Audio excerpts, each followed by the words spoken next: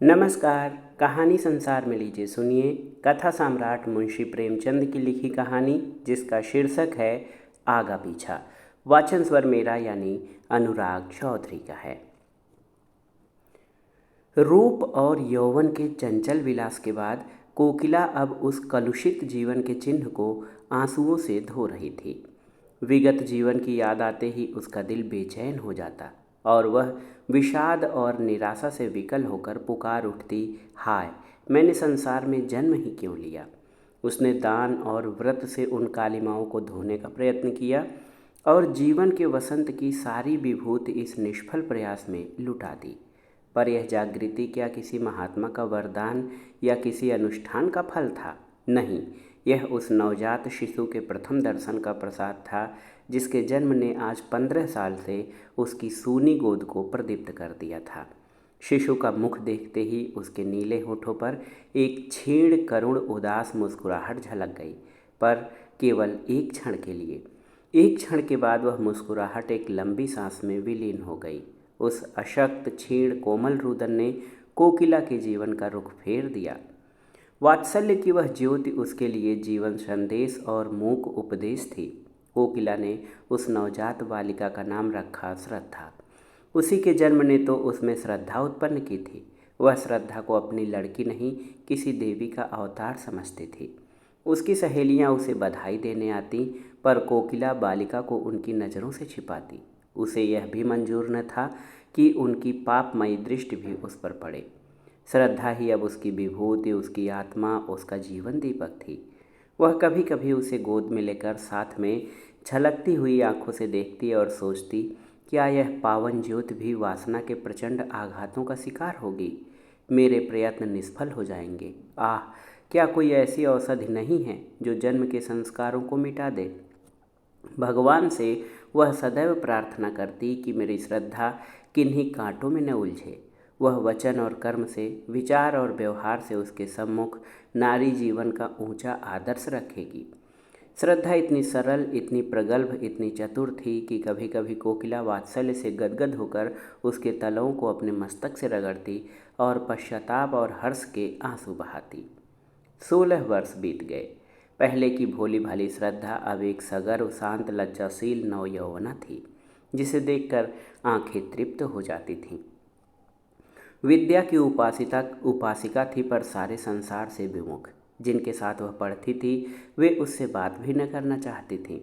मातृ स्नेह के वायुमंडल में पड़कर वह घोर अभिमानिनी हो गई थी। वात्सल्य के वायुमंडल, सखी सहेलियों के परित्याग, रात दिन की घोर पढ़ाई और पुस्तकों के एकांतवास से अगर श्रद्धा को अहंग भाव हो आया तो आश्चर्य की कौन सी बात है। उसे किसी से भी बोलने का अधिकार न था। विद्यालय में भले घर की लड़कियां उसके सहवास में अपना अपमान समझती थीं। रास्ते में लोग उंगली उठाकर कहते, कोकिला रंडी की लड़की है। उसका सिर झुक जाता। कपोल क्षण भर के लिए लाल होकर दूसरे ही क्षण फिर चूने की तरह सफ़ेद हो जाते। श्रद्धा को एकांत से प्रेम था। विवाह को ईश्वरी कोप समझती थी। यदि कोकिला ने कभी उसकी बात चला दी तो उसके माथे पर बल पड़ जाते। चमकते हुए लाल चेहरे पर कालिमा छा जाती। आंखों से झरझर आंसू बहने लगते। कोकिला चुप हो जाती। दोनों के जीवन आदर्शों में विरोध था। कोकिला समाज के देवता की पुजारिन, श्रद्धा को समाज से, ईश्वर से और मनुष्य से घृणा। यदि संसार में उसे कोई वस्तु प्यारी थी तो वह थी उसकी पुस्तकें। श्रद्धा उन्हीं विद्वानों के संसर्ग में अपना जीवन व्यतीत करती जहाँ ऊंच नीच का भेद नहीं, जाति पाति का स्थान नहीं, सबके अधिकार समान हैं। श्रद्धा की पूर्ण प्रकृति का परिचय महाकवि रहीम के एक दोहे के पद से मिल जाता कि प्रेम सहित मरिबो भलो, जो विष दे बुलाए। अगर कोई सप्रेम बुलाकर उसे विष दे देता तो वह तन जान होकर अपने मस्तक से लगा लेती, किंतु अनादर से दिए हुए अमृत की भी उसकी नज़रों में कोई हकीकत न थी। एक दिन कोकिला ने आंखों में आंसू भरकर श्रद्धा से पूछा, क्यों मन्नी, सच बताना, तुम्हें यह लज्जा तो लगती होगी कि मैं क्यों इसकी बेटी हुई। यदि तू किसी ऊंचे कुल में पैदा हुई होती तो क्या तब भी तेरे दिल में ऐसे विचार आते? तू मन ही मन मुझे जरूर कोसती होगी। श्रद्धा माँ का मुंह देखने लगी। माता से इतनी श्रद्धा कभी उसके दिल में पैदा नहीं हुई थी। कांपते हुए स्वर में बोली, अम्मा जी, आप मुझसे ऐसा प्रश्न क्यों करती हैं? क्या मैंने कभी आपका अपमान किया है? कोकिला ने गदगद होकर कहा, नहीं बेटी, उस परम दयालु भगवान से यही प्रार्थना है कि तुम्हारी जैसी सुशील लड़की सबको दे। पर कभी कभी यह विचार आता है कि तू अवश्य ही मेरी बेटी होकर पछताती होगी। श्रद्धा ने धीर कंठ से कहा, अम्मा, यह भावना निर्मूल है। मैं आपसे सच कहती हूँ, मुझे जितनी श्रद्धा और भक्ति आपके प्रति है उतनी किसी के प्रति नहीं। आपकी बेटी कहलाना मेरे लिए लज्जा की बात नहीं, गर्व की बात है। मनुष्य परिस्थितियों का दास होता है। आप जिस वायुमंडल में पढ़ी उसका असर तो पड़ना ही था, किंतु पाप के दलदल में फंसकर फिर निकल आना अवश्य गौरव की बात है। बहाव की ओर से नाव खेने जाना तो बहुत सरल है, किंतु जो नाविक बहाव के प्रतिकूल खेल ले जाता है वही सच्चा नाविक है। कोकिला ने मुस्कुराते हुए पूछा, तो फिर विवाह के नाम से क्यों चिढ़ती है? श्रद्धा ने आंखें नीची करके उत्तर दिया, बिना विवाह के जीवन व्यतीत नहीं हो सकता। मैं कुमारी ही रहकर जीवन बिताना चाहती हूँ। विद्यालय से निकलकर कॉलेज में प्रवेश करूंगी और 2-3 वर्ष बाद हम दोनों स्वतंत्र रूप से रह सकती हैं। डॉक्टर बन सकती हूँ, वकालत कर सकती हूँ, औरतों के लिए सब मार्ग खुल गए हैं। कोकिला ने डरते डरते पूछा, क्यों? क्या तुम्हारे हृदय में कोई दूसरी इच्छा नहीं होती? किसी से प्रेम करने की अभिलाषा तेरे मन में नहीं पैदा होती? श्रद्धा ने एक लंबी सांस लेकर कहा, अम्मा जी, प्रेम विहीन संसार में कौन है? प्रेम मानव जीवन का श्रेष्ठ अंग है। यदि ईश्वर की ईश्वरता कहीं देखने में आती है तो वह केवल प्रेम में। जब कोई ऐसा व्यक्ति मिलेगा जो मुझे वरने में अपनी मानहानि न समझेगा तो मैं तन मन धन से उसकी पूजा करूंगी, पर किसके सामने हाथ पसार कर प्रेम की भिक्षा मांगूं? यदि किसी ने सुधर के क्षणिक आवेश में विवाह भी कर लिया तो मैं प्रसन्न न हो सकूंगी। इससे तो कहीं अच्छा है कि मैं विवाह का विचार ही छोड़ दूं। इन्हीं दिनों महिला मंडल का एक उत्सव हुआ। कॉलेज के रसिक विद्यार्थी काफ़ी संख्या में सम्मिलित हुए। हाल में तिल भर भी जगह खाली न थी। श्रद्धा भी आकर स्त्रियों की सबसे अंत की पंक्ति में खड़ी हो गई। उसे यह सब स्वांग मालूम होता था। आज प्रथम ही बार वह ऐसी सभा में शामिल हुई थी। सभा की कार्रवाई शुरू हुई। प्रधान महोदय की वक्तृता के पश्चात प्रस्ताव पेश होने लगे और उनके समर्थन के लिए वक्तृताएँ होने लगी, किंतु महिलाएं उनकी वक्तृताएँ भूल गईं या उन पर सभा का रोब ऐसा छा गया कि उनकी वक्तृता शक्ति लोप हो गई। वे कुछ टूटे फूटे जुमले बोलकर बैठने लगीं। सभा का रंग बिगड़ने लगा। कई लेडियाँ बड़ी शान से प्लेटफार्म पर आईं, किंतु 2-3 शब्दों से अधिक न बोल सकी। नवयुवकों को मजाक उड़ाने का अवसर मिला। कह कहे पढ़ने लगे, तालियां बजने लगीं। श्रद्धा उनकी यह दुर्जनता देखकर तिलमिला उठी। उसका अंग प्रत्यंग फड़कने लगा। प्लेटफार्म पर जाकर वह कुछ इस शान से बोली कि सभा पर आतंक छा गया। कोलाहल शांत हो गया। लोग टकटकी बांधकर उसे देखने लगे। श्रद्धा स्वर्गीय बाला की भांति धारावाहिक रूप में बोल रही थी। उसके प्रत्येक शब्द से नवीनता, सजीवता और दृढ़ता प्रतीत होती थी। उसके नवयौवन की सुरभि भी चारों ओर फैलकर सभा मंडप को अवाक कर रही थी। सभा समाप्त हुई। लोग टीका टिप्पणी करने लगे। एक ने पूछा, यह स्त्री कौन थी भाई? दूसरे ने उत्तर दिया, उसी कोकिला रंडी की लड़की। तीसरे व्यक्ति ने कहा, तभी यह आवाज़ और सफाई है, तभी तो जादू है। जादू है जनाब, मुजस्सिम जादू। क्यों न हो, माँ भी तो सितम ढाती थी। जब से उसने अपना पेशा छोड़ा शहर बेजान हो गया। अब मालूम होता है कि यह अपनी माँ की जगह लेगी। इस पर एक खद्दरधारी काला नौयुवक बोला, क्या खूब कदरदानी फरमाई है जनाब ने, वाह। उसी व्यक्ति ने उत्तर दिया, आपको बुरा क्यों लगा? क्या कुछ सहस्र गांठ तो नहीं है? काले नवयुवक ने कुछ तेज होकर कहा, आपको ऐसी बातें मुँह से निकालते लज्जा भी नहीं आती? दूसरे व्यक्ति ने कहा, लज्जा की कौन बात है जनाब? वेश्या की लड़की अगर वेश्या हो तो आश्चर्य की क्या बात है? नवयुवक ने घृणापूर्वक स्वर में कहा, ठीक होगा, आप जैसे बुद्धिमान व्यक्तियों की समझ में। जिस रमणी के मुख से ऐसे विचार निकल सकते हैं वह देवी है, रूप को बेचने वाली नहीं। श्रद्धा उसी समय सभा से जा रही थी। यह अंतिम शब्द उसके कानों में पड़ गए। वह विस्मित और पुलकित होकर वहीं ठिठक गई। काले नवयुवक की ओर कृतज्ञतापूर्ण दृष्टि से निहारा और फिर बड़ी तेजी से आगे बढ़ गई। लेकिन रास्ते भर उसके कानों में उन्हीं शब्दों की प्रतिध्वनि गूंजती रही। अब तक श्रद्धा की प्रशंसा करने वाली, उसे उत्साहित करने वाली केवल उसी की माँ कोकिला थी और चारों ओर वही उपेक्षा थी, वही तिरस्कार। आज एक अपरिचित काले किंतु गौर हृदय वाले खद्दरधारी नवयुवक व्यक्ति के मुख का चित्र बराबर उसकी आंखों के सामने नाच रहा था। मन में प्रश्न उठा, वह कौन है? क्या फिर कभी उसके दर्शन होंगे?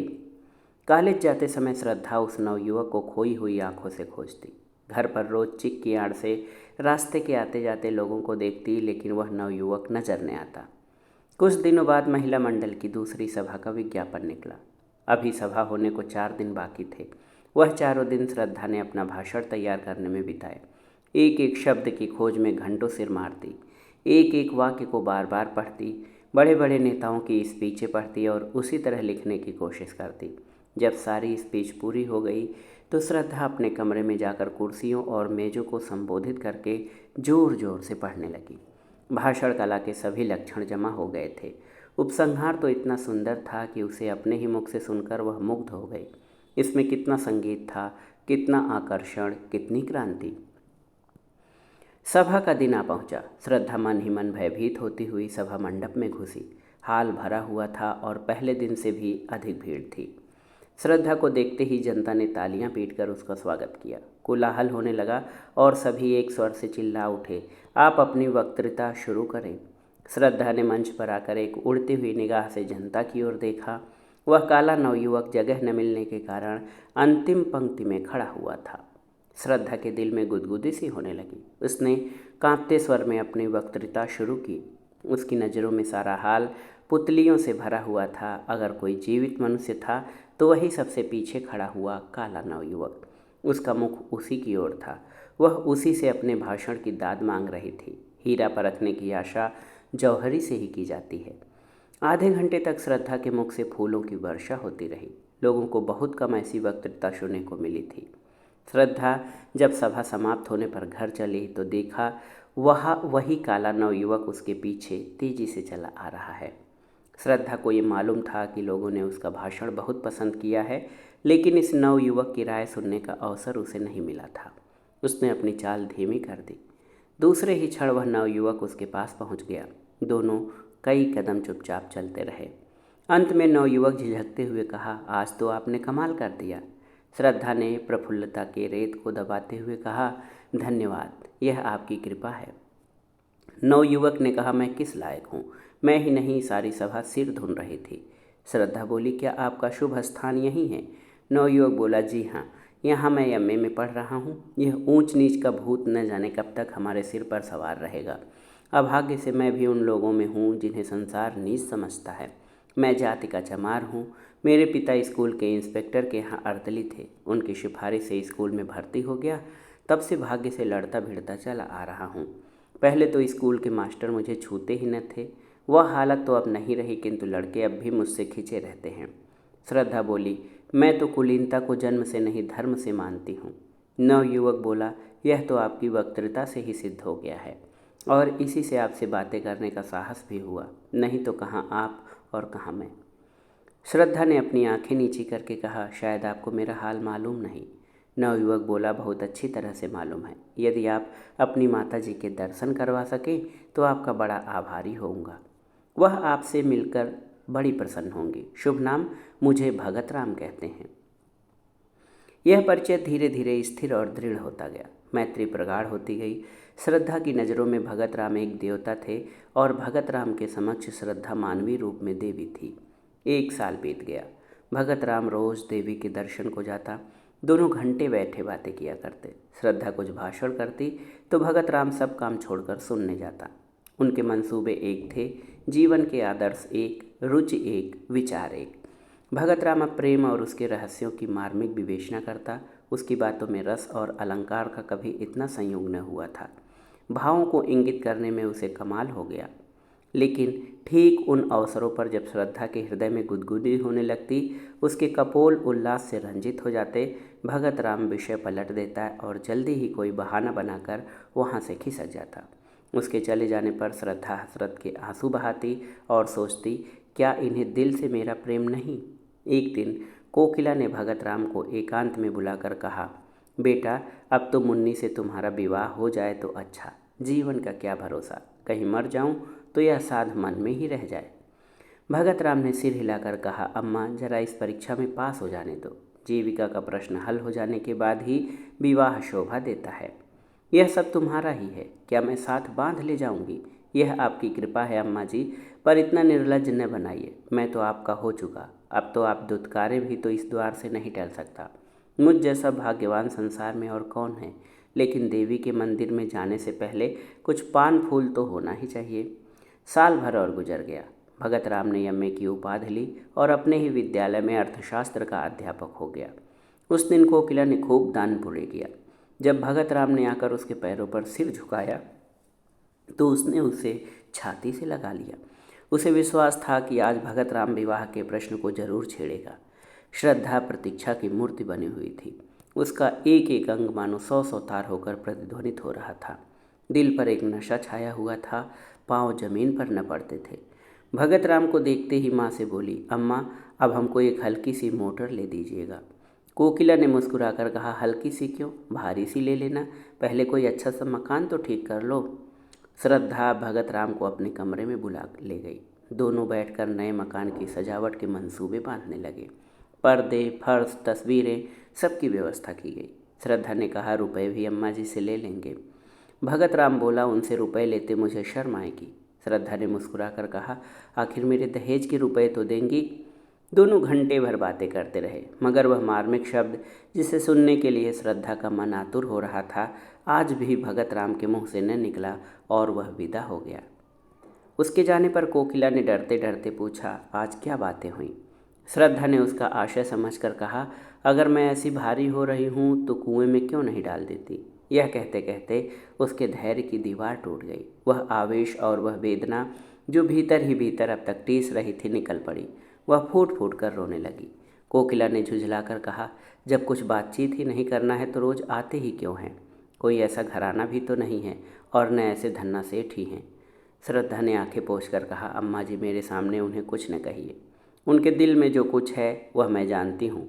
वह मुँह से चाहे कुछ न कहें मगर दिल से कह चुके, और मैं चाहे कानों से कुछ न सुनूं पर दिल से सब कुछ सुन चुकी। कोकिला ने श्रद्धा से कुछ भी न कहा, लेकिन दूसरे दिन भगत राम से बोली, अब किस विचार में हो बेटा? भगत राम ने सिर खुजलाते हुए कहा, अम्मा जी मैं तो हाजिर हूँ, लेकिन घर वाले किसी तरह राजी नहीं होते। जरा फुर्सत मिले तो घर जाकर राजी कर लो। माँ बाप को नाराज़ करना भी तो अच्छा नहीं। कोकिला कुछ जवाब न दे सकी। भगत राम के माँ बाप शहर से दूर रहते थे।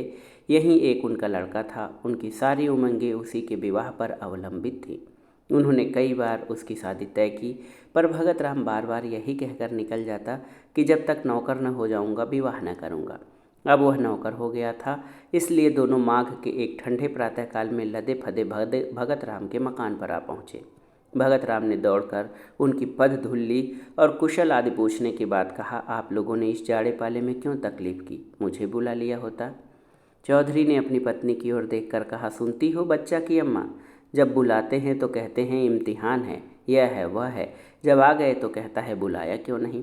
तुम्हारा विवाह ठीक हो गया है, अब 1 महीने की छुट्टी लेकर हमारे साथ चलना होगा, इसलिए दोनों आए हैं। चौधराइन बोली, हमने कहा कि बिना काम गए काम नहीं चलेगा, तो आज ही दरखास्त दे दो। लड़की बड़ी सुंदर, पढ़ी लिखी, अच्छे कुल की है।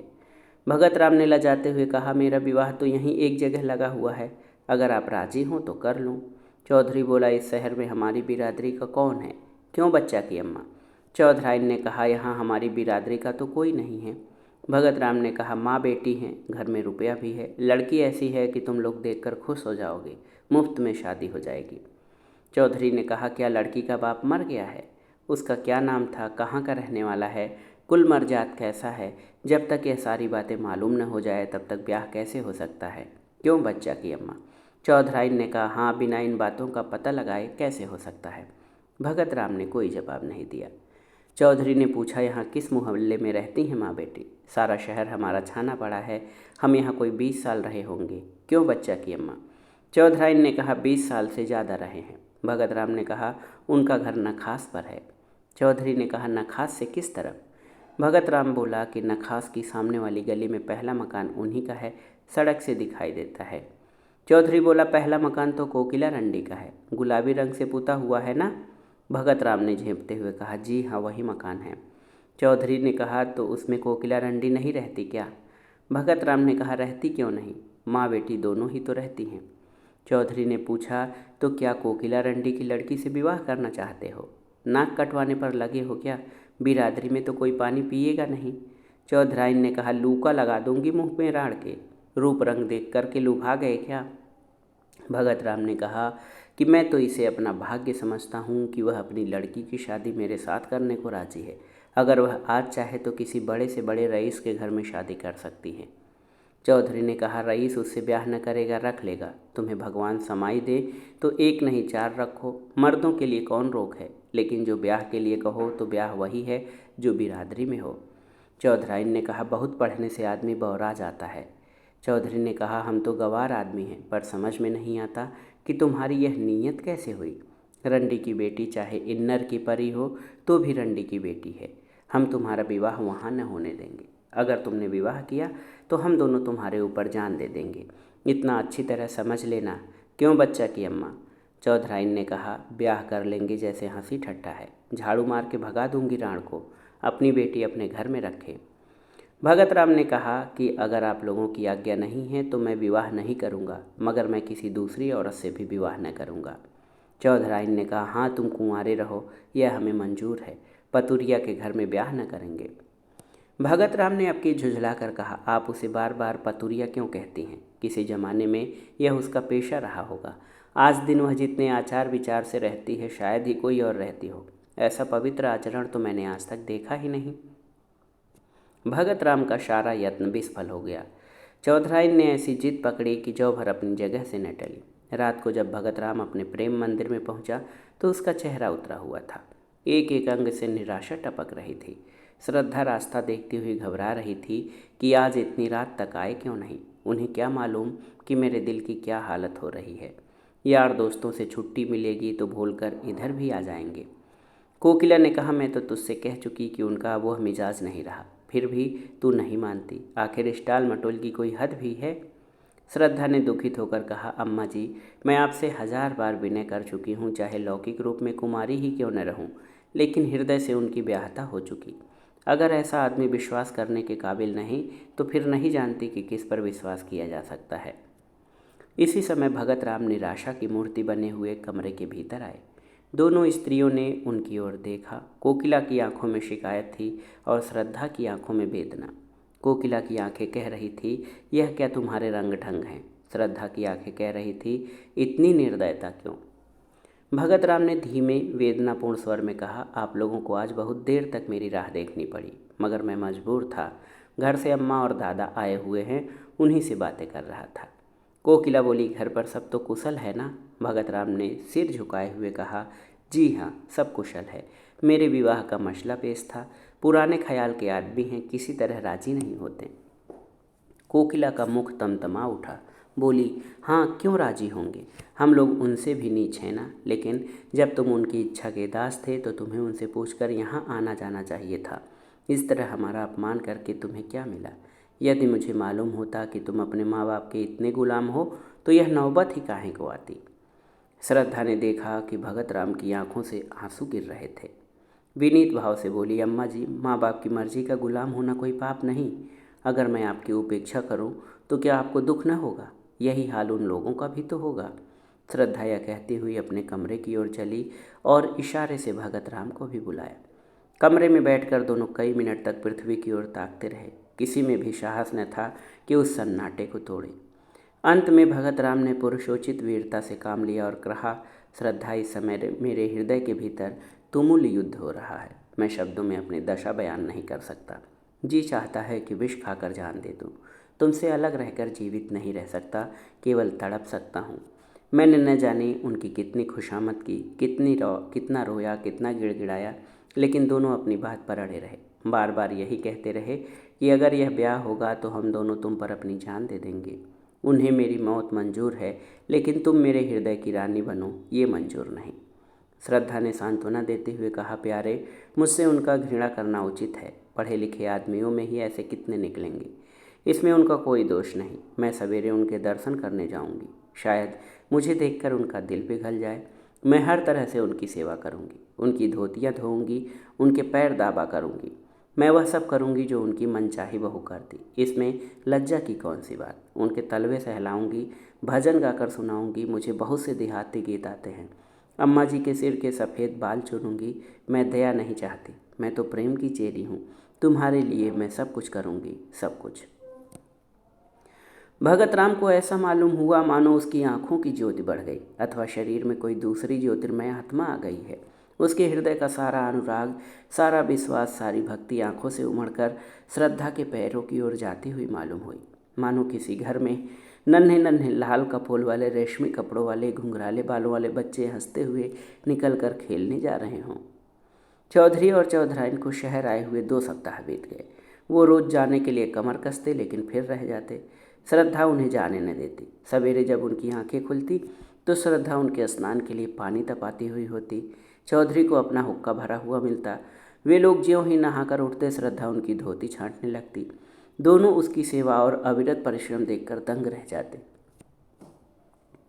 ऐसी सुंदर, ऐसी मृदुभाषणी, ऐसी हंसमुख और चतुर रमणी चौधरी ने इंस्पेक्टर साहब के घर में भी न देखी थी। चौधरी को वह देवी मालूम होती और चौधराइन को लक्ष्मी। दोनों श्रद्धा की सेवा और टहल और प्रेम पर आश्चर्य करते, किंतु तो भी कलंक और बिरादरी का प्रश्न उनके मुंह पर मुहर लगाए हुए था। 15वें दिन जब श्रद्धा 10 बजे रात को अपने घर चली गई तो चौधरी ने चौधराइन से कहा, लड़की तो साक्षात लक्ष्मी है। चौधराइन ने कहा, जब मेरी धोती छांटने लगती है तो मैं मारे लाज के कट जाती हूँ। हमारी तरह तो इसकी लौंडी होगी। चौधरी ने कहा, फिर क्या सलाह देती हो? अपनी बिरादरी में तो ऐसी सुघर लड़की मिलने को नहीं। चौधराइन ने कहा, राम का नाम लेकर ब्याह करो, बहुत होगा, रोटी पड़ जाएगी। 5 बीसी में तो रोटी होती है, कौन 56 टके लगते हैं। पहले हमें शंका होती थी कि पतुरिया की लड़की न जाने कैसी हो कैसी न हो, पर अब सारी शंका मिट गई। चौधरी ने कहा, जब बातें करती है तो मालूम होता है मुंह से फूल झड़ते हैं। चौधराइन ने कहा, मैं तो उसकी माँ को बखानती हूँ जिसकी कोख में ऐसी लक्ष्मी जन्मी। चौधरी ने कहा, कल चलो, कोकिला से मिलकर सब ठीक ठाक कराएं। चौधराइन ने कहा, मुझे तो उसके घर जाते शर्म लगती है। वह रानी बनी बैठी होगी, मैं तो उसकी लौंडी मालूम होऊंगी। चौधरी ने कहा, तो फिर पाउडर मंगाकर मुंह में पोत लो, गोरी हो जाओगी। इंस्पेक्टर साहब की मेम भी तो रोज़ पाउडर लगाती थी। रंग तो सांवला था, पर जब पाउडर लगा लेती तो मुँह चमकने लगता था। चौधराइन ने कहा, हंसी करोगे तो गाली दूंगी। हाँ, काली चमड़ी पर कोई रंग चढ़ता है जो पाउडर चढ़ जाएगा। तुम तो सचमुच उसके चौकीदार से लगोगे। चौधरी ने कहा, तो कल मुंह अंधेरे चल दे। अगर कहीं श्रद्धा आ गई तो फिर गला न छोड़ेगी। बच्चा से कह देंगे कि पंडित से शायद मिति सब ठीक कर लो। फिर हंसकर कहा, उन्हें तो आप ही जल्दी होगी। चौधराइन भी पुराने दिन याद करके मुस्कुराने लगी। चौधराइन और चौधरी का मत पाकर कोकिला विवाह का आयोजन करने लगी। कपड़े बनवाए जाने लगे, बर्तनों की दुकानें छानी जाने लगी और गहनों के लिए सुनार के पास आर्डर जाने लगी। लेकिन न मालूम क्यों भगत राम के मुख पर प्रसन्नता का चिन्ह तक न था। श्रद्धा के यहाँ नित्य की भांति जाता, किंतु उदास, कुछ भूला हुआ सा बैठा रहता। घंटों आत्मविस्मृत की अवस्था में शून्य की दृष्टि से आकाश अथवा पृथ्वी की ओर देखा करता। श्रद्धा उसे अपने कीमती कपड़े और जड़ाऊ गहने दिखलाती। उसके अंग प्रत्यंग से आशाओं की स्फूर्ति छलकी पड़ती। इस नशे में वह भगत राम की आंखों में छिपे हुए आंसुओं को न देख पाती थी। इधर चौधरी भी तैयारियां कर रहे थे। बार बार शहर आते और विवाह के सामान मोल ले जाते। भगत राम के स्वतंत्र विचार वाले मित्र उसके भाग्य पर ईर्ष्या करते। अप्सरा जैसी सुंदर स्त्री, कारों के खजाने जैसी दौलत, दोनों साथ ही कितने मैसर होते हैं, किंतु वह जो मृत्यों की इसरा, कोकिला की प्रसन्नता, श्रद्धा की मनोकामना और चौधरी और चौधराइन के आनंद का कारण था, छिप छिप कर रोता था। अपने जीवन से दुखी था। चिराग तले अंधेरा छाया हुआ था। इस छिपे हुए तूफान की किसी को खबर तक न थी जो उसके हृदय में हाहाकार मचा रहा था। ज्यों ज्यों विवाह का दिन समीप आता, भगत राम की बनावटी उमंग भी ठंडी पड़ती जाती। जब 4 दिन रह गए तो उसे हल्का सा ज्वर आ गया। वह श्रद्धा के घर भी न जा सका। चौधरी और चौधराइन तथा अन्य बिरादरी के लोग भी आ पहुँचे थे, किंतु सबके सब विवाह की धुन में इतने मस्त थे कि किसी का भी ध्यान उसकी ओर न गया। दूसरे दिन भी वह घर से न निकल सका। श्रद्धा ने समझा कि विवाह की रीतियों से छुट्टी न मिली होगी। तीसरे दिन चौधराइन भगत राम को बुलाने गई तो देखा कि वह सहमी हुई विस्फारित आंखों से कमरे के एक कोने की ओर देखता हुआ दोनों हाथ सामने किए पीछे हट रहा है, माने अपनों को किसी के वार से बचा रहा हो। चौधराइन ने कहा, बच्चा कैसा जी है? पीछे इस तरह क्यों चले आ रहे हो? यहाँ तो कोई नहीं। भगत राम के मुंह पर पागलों जैसी अचेतना थी, आंखों में भय छाया हुआ था। भीत स्वर में बोला, नहीं अम्मा जी, देखो वह श्रद्धा चली आ रही है, देखो उसके दोनों हाथों में 2 काली नागिनें हैं, वह मुझे उन नागिनों से डसवाना चाहती है। अरे अम्मा, वह नज़दीक आ गई। श्रद्धा, श्रद्धा, तुम मेरी जान की बैरन क्यों हो गई हो? क्या मेरे असीम प्रेम का यही परिणाम है? मैं तो तुम्हारे चरणों पर बलि होने के लिए सदैव तत्पर था। इस जीवन का मूल्य ही क्या है? तुम इन नागिनों को दूर फेंक दो, मैं यहाँ तुम्हारे चरणों पर लेटकर यह जान तुम पर न्यौछावर कर दूंगा। हैं, तुम न मानोगी? यह कहकर वह चित्त गिर पड़ा। चौधराइन ने लपक कर चौधरी को बुलाया। दोनों ने भगत राम को उठाकर चारपाई पर लिटा दिया। चौधरी का ध्यान किसी आसेब की ओर गया। वह तुरंत ही लौंग और राख लेकर आसेब उतारने का आयोजन करने लगे। स्वयं मंत्र तंत्र में निपुण थे। भगत राम का सारा शरीर ठंडा था, किंतु सिर तवे की तरह तप रहा था। रात को भगत राम कई बार चौंक कर उठा। चौधरी ने हर बार मंत्र फूंक कर अपने ख्याल से आसेब को भगाया। चौधराइन ने कहा, कोई डॉक्टर क्यों नहीं बुलाते? शायद दवा से कुछ फ़ायदा हो। कल ब्याह और आज ये हाल। चौधरी ने निसंग भाव से कहा, डॉक्टर आकर क्या करेगा? वही पीपल वाले बाबा तो हैं। दवा दारू करना उनसे और रार बढ़ाना है। रात जाने दो, सवेरा होते ही एक बकरा और एक बोतल दारू उनकी भेंट की जाएगी। बस और कुछ करने की ज़रूरत नहीं। डॉक्टर बीमारी की दवा करता है, न कि हवा बयार की। बीमारी उन्हें कोई नहीं है। कुल के बाहर ब्याह करने से देवता लोग रूठ गए हैं। सवेरे चौधरी ने एक बकरा मंगाया। स्त्रियाँ गाती बजाती हुई देवी के चौतरे की ओर गई। जब लोग लौट कर आए तो देखा कि भगत राम की हालत खराब है। उसकी नाड़ी धीरे धीरे बंद हो रही थी।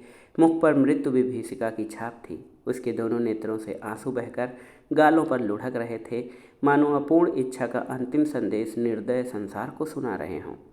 जीवन का कितना वेदनापूर्ण दृश्य था। अश्रु की 2 बूंदें। अब चौधरी घबराए। तुरंत ही कोकिला को खबर दी। एक आदमी डॉक्टर के पास भेजा। डॉक्टर के आने में तो देर थी, वह भगत राम के मित्रों में से थे, किंतु कोकिला और श्रद्धा आदमी के साथ ही आ पहुंची। श्रद्धा भगत राम के सामने आकर खड़ी हो गई। आंखों से आंसू बहने लगे। थोड़ी देर में भगत राम ने आंखें खोली और श्रद्धा की ओर देखकर बोले, तुम आ गई श्रद्धा, मैं तुम्हारी राह देख रहा था। यह अंतिम प्यार लो, आज ही सवागा पीछा का अंत हो जाएगा। जो आज से 3 वर्ष पूर्व आरंभ हुआ था, इन 3 वर्षों में मुझे जो आत्मिक यांत्रणा मिली है, हृदय ही जानता है। तुम वफा की देवी हो, लेकिन मुझे रह रहकर यह भ्रम होता था, क्या तुम खून के असर का नाश कर सकती हो? क्या तुम एक ही बार में अपनी परंपरा की नीति छोड़ सकोगी? क्या तुम जन्म के प्राकृतिक नियमों को तोड़ सकोगी? क्या तुम भ्रमपूर्ण विचारों के लिए शोक न करना? मैं तुम्हारी योग्य न था किसी प्रकार भी, और कभी भी तुम्हारे जैसा महान हृदय न बन सका। हाँ, इस भ्रम के वश में पड़कर संसार से मैं अपनी इच्छाएं बिना पूर्ण किए ही जा रहा हूँ। तुम्हारे अगाध निष्कपट निर्मल प्रेम की स्मृति सदैव ही मेरे साथ रहेगी। किंतु हाय अफसोस, कहते कहते भगत राम की आंखें फिर बंद हो गईं। श्रद्धा के मुख पर गाढ़ी लालिमा दौड़ गई। उसके आंसू सूख गए। झुकी हुई गर्दन तन गई। माथे पर बल पड़ गए। आंखों में आत्म अभिमान की झलक आ गई। वह क्षण भर वहाँ खड़ी रही और दूसरे ही क्षण नीचे आकर अपनी गाड़ी में बैठ गई। कोकिला उसके पीछे पीछे दौड़ी हुई आई और बोली, बेटी, यह क्रोध करने का अवसर नहीं है। लोग अपने दिल में क्या कहेंगे? उनकी दशा बराबर बिगड़ती ही जाती है। तुम्हारे रहने से बुढ़ों का साहस बढ़ेगा। श्रद्धा ने कुछ उत्तर न दिया। कोचवान से कहा, घर चलो, कहकर कोकिला भी गाड़ी में बैठ गई। असह्य शीत पड़ रहा था। आकाश में काले बादल छाए हुए थे। शीतल वायु चल रही थी। माघ के अंतिम दिवस थे। वृक्ष पेड़ पौधे भी शीत से अकड़े हुए थे। दिन के 8 बज गए थे। अभी तक लोग रजाई के भीतर मुंह लपेटे हुए थे, लेकिन श्रद्धा का शरीर पसीने से भीगा हुआ था। ऐसा मालूम होता था कि सूर्य की सारी उष्णता उसके शरीर की रगों में घुस गई है। उसके होंठ सूख गए, प्यास से नहीं, आंतरिक धधकती हुई अग्नि की लपटों से। उसका एक एक अंग उस अग्नि की भीषण आंच से जला जा रहा था। उसके मुख से बार बार जलती हुई गर्म सांस निकल रही थी, मानो किसी चूल्हे की लपट हो। घर पहुँचते पहुँचते उसका फूल सा मुख मलिन हो गया। होठ पीले पड़ गए, जैसे किसी काले सांप ने डस लिया हो। कोकिला बार बार अश्रुपूर्ण नेत्रों से उसकी ओर ताकती थी, पर क्या कहे और क्या कहकर समझाए। घर पहुंचकर श्रद्धा अपने ऊपर के कमरे की ओर चली गई, किंतु उसमें इतनी शक्ति न थी कि सीढ़ियां चढ़ सके। रस्सी को मजबूती से पकड़ते हुए किसी तरह अपने कमरे में पहुंची। हाय, आधा ही घंटे पूर्व यहाँ की एक वस्तु पर प्रसन्नता, आह्लाद, आशाओं की छाप लगी हुई थी, पर अब सब की सब सिर धुनती हुई मालूम होती थी। बड़े बड़े संदूकों में से जोड़े सजाए हुए रखे थे। उन्हें देखकर श्रद्धा के हृदय में हुंक उठी और वह गिर पड़ी, जैसे विहार करता हुआ और कुलाचे भरता हुआ हिरन तीर लग जाने से गिर पड़ता है। अचानक उसकी दृष्टि उस चित्र पर पड़ी जो आज 3 वर्ष पहले उसके जीवन का आधार हो रही थी। उस चित्र को उसने कितनी बार चूमा था, कितनी बार गले लगाया था, कितनी बार हृदय से चिपका लिया था। वो सारी बातें एक एक करके याद आ रही थी, लेकिन उनके याद करने का भी अधिकार उसे न था।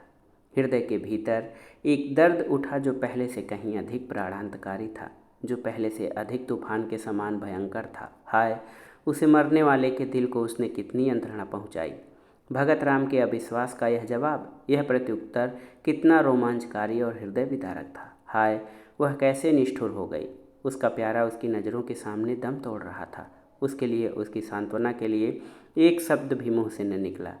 यही तो खून का असर है, इसके अतिरिक्त और हो ही क्या सकता था। आज पहली बार श्रद्धा को कोकिला की बेटी होने का पछतावा हुआ। वह इतनी स्वार्थरत, इतनी हृदयहीन है, आज ही उसे मालूम हुआ।